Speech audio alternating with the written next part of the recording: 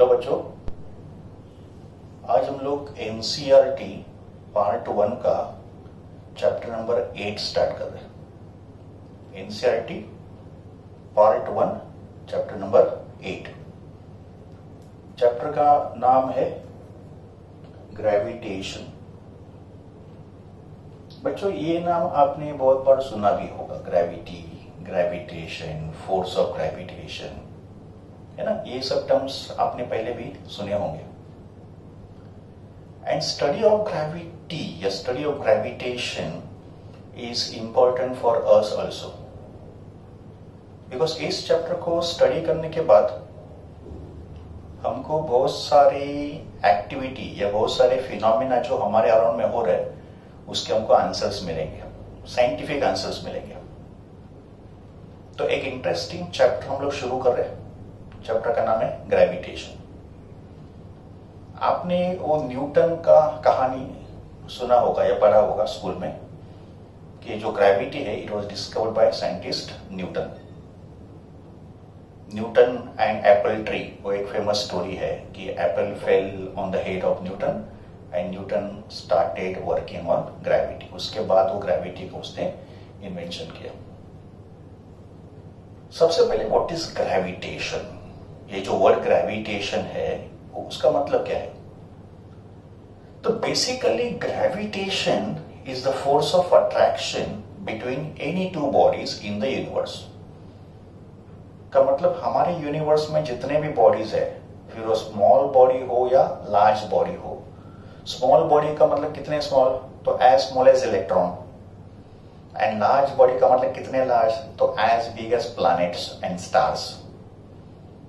तो all the bodies in our universe attract each other. सबके बीच में एक फोर्स ऑफ अट्रैक्शन होता है, and that force of attraction between any two bodies in the universe is called gravitation. तो सबसे पहले ग्रेविटेशन क्या है? तो gravitation is the force of attraction between any two bodies in the universe. So every body in the universe attracts every other body with the force that is called force of gravitation. उसको बोलेंगे force of gravitation. Okay? And gravitation is the force of attraction between any two bodies in the universe. वो जो force of attraction होगा दो bodies के बीच में, उस force of attraction को नाम दिया है gravitation. अभी ये भी हमको समझना है कि ग्रेविटेशन एंड ग्रेविटी सेम है क्या? जनरली हम लोग इन दो टर्म्स को सेम ही मानते हैं। का मतलब ग्रेविटेशन और ग्रेविटी हम लोग सेम कॉन्टेक्स्ट में ही यूज करते हैं। पर बच्चों, ग्रेविटेशन एंड ग्रेविटी ये दो वर्ड अलग है, ये दो वर्ड डिफरेंट है। Gravitation is the force of attraction between any two bodies in the universe. And gravity में क्या होगा? वो जो दो बॉडी होंगे उसमें एक बॉडी होगा अर्थ। का मतलब प्लैनेट अर्थ जो फोर्स ऑफ अट्रैक्शन अप्लाई करेगा to any other body on the earth surface, तो वो जो फोर्स ऑफ अट्रैक्शन होगा दैट इज कॉल्ड ग्रेविटी। तो बच्चों, ग्रेविटेशन एंड ग्रेविटी के बीच में डिफरेंस क्या है वो समझ लो।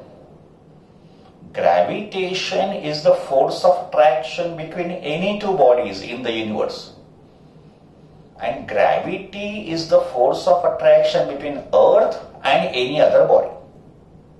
का मतलब Earth जो bodies को attract कर रहा है उस attraction को नाम दिया गया है gravity. तो what is gravity? It is the force of attraction between Earth and any object. अगर ग्रेविटेशन का एग्जाम्पल देना होगा तो gravitation is the force of attraction between sun and the earth. Gravitation is the force of attraction between chair and the table. Gravitation is the force of attraction between earth and the moon. तो ये सब force of gravitation हो गए। And gravity का अगर example देना होगा तो अगर हमने किसी हाइट से जंप किया फ्रॉम द अर्थ सरफेस, समझो हम लोग सर्टेन हाइट पे है, वहां से हमने जंप किया, तो we fall down on the earth surface. That is because earth is attracting us towards the centre of the earth, that is called gravity. तो अर्थ जो हमको फोर्स अप्लाई करे that is force of gravity. तो ये हो गया difference between gravitation and gravity.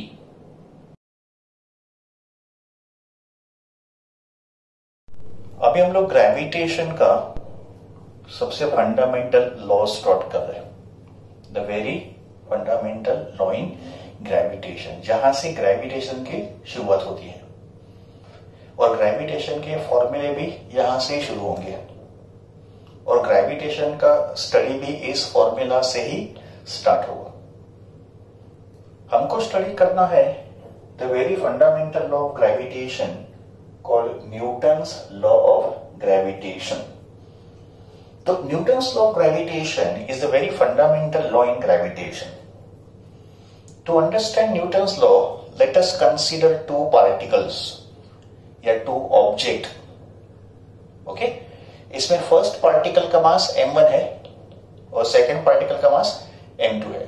यहां पे दो पार्टिकल हो सकते हैं या तो फिर दो ऑब्जेक्ट भी हो सकते हैं। We can take any two bodies. Let m1 and m2 be their masses and let r be the distance between them. According to Newton's law ये दो पार्टिकल्स क्या करेंगे, एक दूसरे को अट्रैक्ट करेंगे, इनके बीच में क्या होगा, अट्रैक्शन होगा and that attraction is called force of attraction, gravitational force of attraction. Newton said this force of attraction is directly proportional to the product of the masses. ये जो फोर्स होगा ये मासेस के प्रोडक्ट के proportion में होगा and this force is inversely proportional to the square of the distance between the two particles.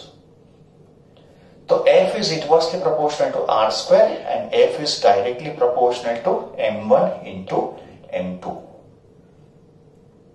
का मतलब we can say F proportional to m1 m2 upon r square.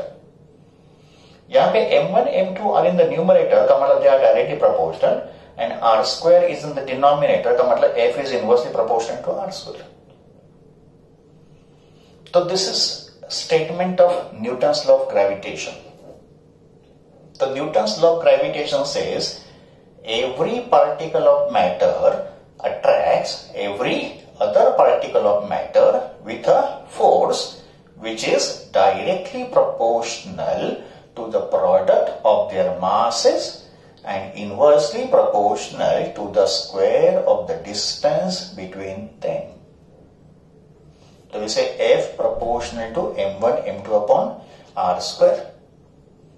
अगले step में हमने constant of proportionality capital G को use किया, तो इसे F equals to capital G m1 m2 upon r square, where capital G is a constant of proportionality, but gravitation में capital G को बोला गया है यूनिवर्सल कांस्टेंट ऑफ ग्रेविटेशन या universal gravitational constant.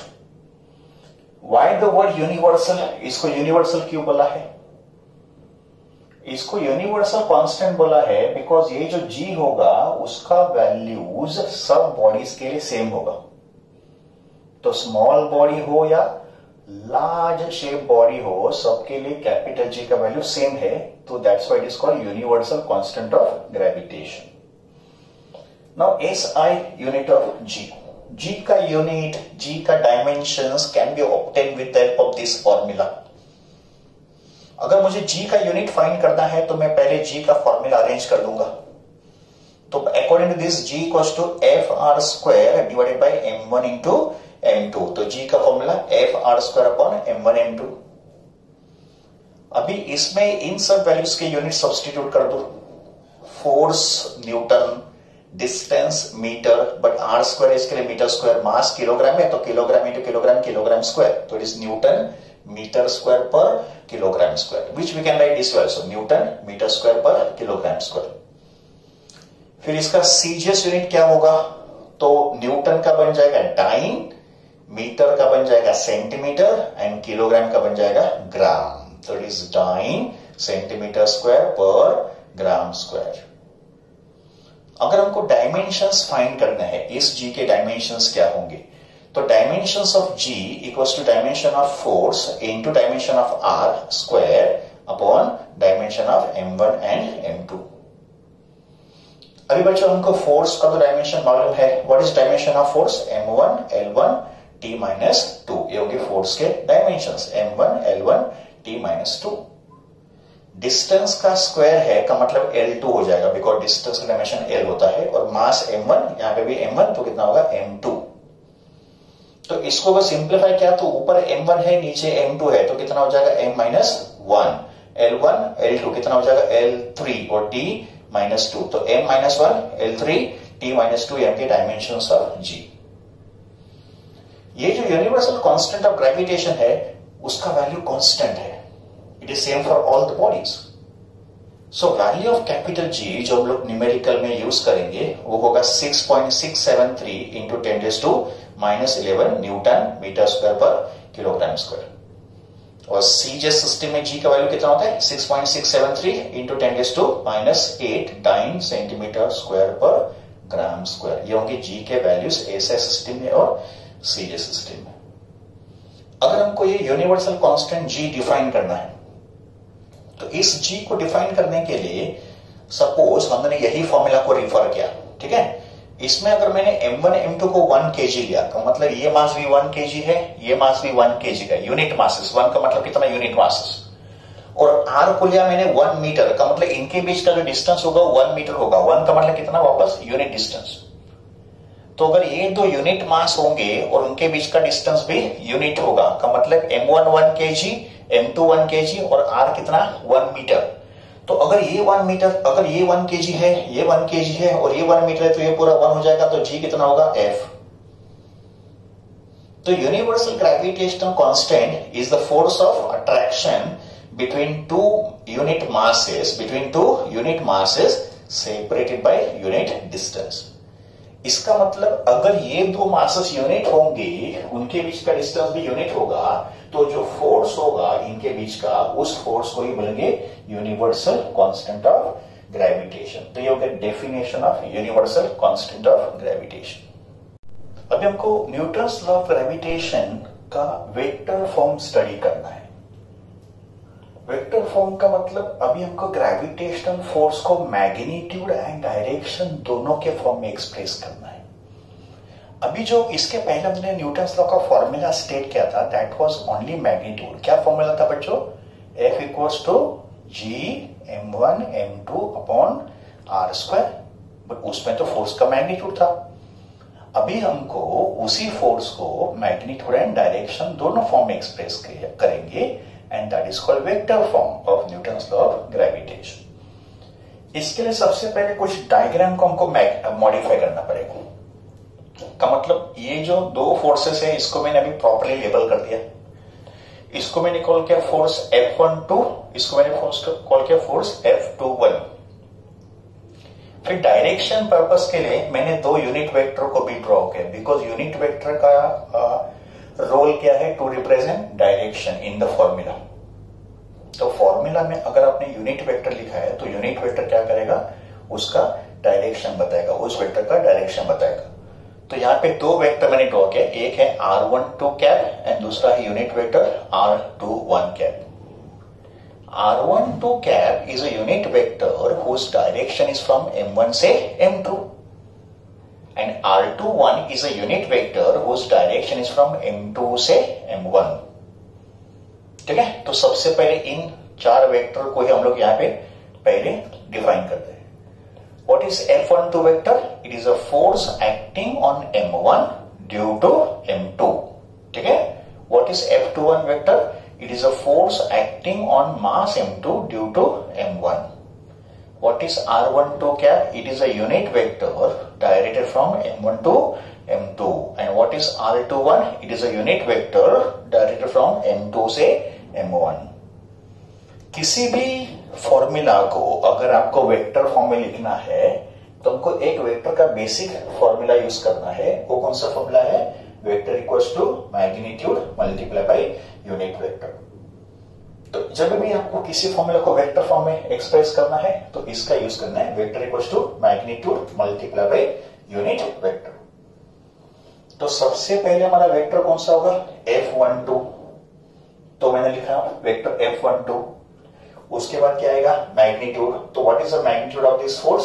According to Newton's law G m1 m2 by r square, ये हो गया force का magnitude, multiply by unit vector. अभी ये जो फोर्स F12 है, ये फोर्स F12 m1 पे एक्ट हो रहा है, बट अप्लाई किसने किया? m2 ने। इसका मतलब F12 का ओरिजिन m2 है और m2 से स्टार्ट होने वाला यूनिट वेक्टर r21 है। इसके लिए जब हम लोग F12 को एक्सप्रेस करेंगे तभी यूनिट वेक्टर कौन सा यूज करेंगे? r21, बिकॉज इस फोर्स का ओरिजिन m2 है, ये फोर्स किसने अप्लाई किया? m2 ने अप्लाई किया, और इस ओरिजिन से स्टार्ट होने वाला यूनिट वेक्टर r21 है। But if you compare F12 and r21 के डायरेक्शंस, तो दोनों अपोजिट में है, दैट्स व्हाई यहां पे नेगेटिव साइन। तो negative sign implies F12 vector and r21 vector are in the opposite direction. Similarly we can write F21, तो vector F21 equals to वापस क्या आएगा? Magnitude multiply by unit vector.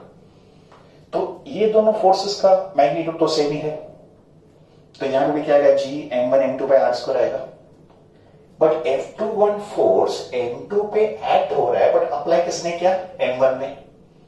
इसका मतलब इस फोर्स का ओरिजिन m1 है और m1 से स्टार्ट होने वाला यूनिट वेक्टर कौन सा है? r12। इसके लिए मैंने यहां पे लिखा r12, बिकॉज इसका ओरिजिन m1 है ना, और इसका ओरिजिन कौन सा है? m2 है। Again if you see these two vectors are in opposite direction, तो मैंने यहां पे क्या लिखा? Negative sign. इसका मतलब ग्रेविटेशनल फोर्स का वेक्टर फॉर्म नेगेटिव होगा, ग्रेविटेशनल फोर्स का वेक्टर फॉर्म नेगेटिव होगा। Any force which is attractive, जो फोर्स अट्रैक्टिव नेचर का होगा, उसका वेक्टर फॉर्म नेगेटिव होगा। ये बच्चों आप ध्यान रखो, any force which is attractive in nature, it's vector form is always negative. अभी यहां देखो, ये दो यूनिट वेक्टर अपोजिट डायरेक्शन में है, तो अगर ये दो वेक्टर अपोजिट डायरेक्शन में है, तो we can say r21 is negative of r12 because they in opposite direction. And अगर ये दोनों अपोजिट डायरेक्शन में होंगे, तो ये दो फोर्सेस भी अपोजिट डायरेक्शन में होंगे। इसके लिए मैंने क्या लिखा? F12 vector is negative of F21 vector. इसका मतलब ये जो दो फोर्सेस है, ये अपोजिट डायरेक्शन में है, और ये दो फोर्सेस फॉर्म करेंगे action and reaction. Newton's third law, every action has opposite and equal reaction. तो these two forces will form action reaction pair, and since they are opposite in direction, we wrote minus sign. इन दोनों के magnitude same होंगे, but इनके direction opposite होंगे। तो ये हो गया Newton's law of gravitation in vector form.